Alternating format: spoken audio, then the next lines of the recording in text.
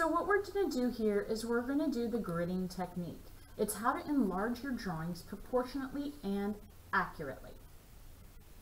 The first thing we're going to do is we're going to get a small picture of a husky dog and on top of a grid, and then we're going to get a larger grid. We're going to enlarge this drawing accurately on the larger drawing, on the larger grid. And this is a pretty simple piece, but you may get more complicated works and it'll be really, really helpful. I want you to focus on drawing one square at a time.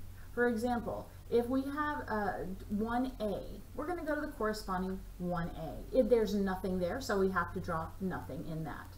Then we're going to use our viewfinder to look at square 1B.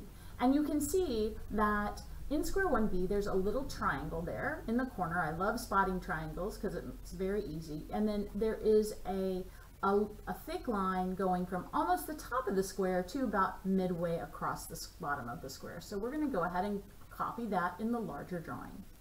Now it's very important that you don't just keep drawing your husky dog. Why don't you skip around to keep yourself honest? Let's go to the next square down here, and we're making sure that we're in that corresponding square. You can see that it's almost like a little check mark. So what I'm going to do is I'm going to, and it almost touches the bottom of the square. So I'm going to go ahead and make that check mark and make sure it goes right to almost to the edge, but not quite. And then I'm spotting another little triangle in the corner, so I'm going to go ahead and draw that triangle. Now you've really drawn the side of the husky. Let's try something on the bottom. I want to make sure that husky mouth goes all the way to the bottom. And this looks pretty easy. So it looks like there's 3 curved lines, and the lines go almost like at a diagonal about halfway across the square. So I'm going to go ahead and draw that. I'm going to draw the second one, and the third one is a little more flat. So they're not exactly symmetrical. I have to look at them carefully. They're not the same thickness or shape, but I can find out where they are. Now let's go somewhere that's a little more in the interior of the husky dog. Now this is an interesting thing that you can do. On each square, you can make a plus sign inside the square. Make sure that you draw one square at a time and you don't start just drawing the outline of the husky.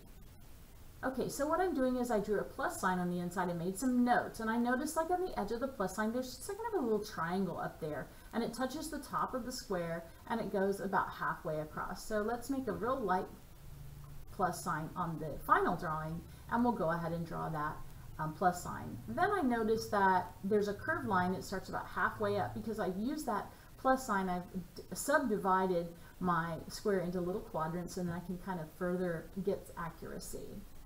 So now I'm going to continue and keep on doing this until it is complete.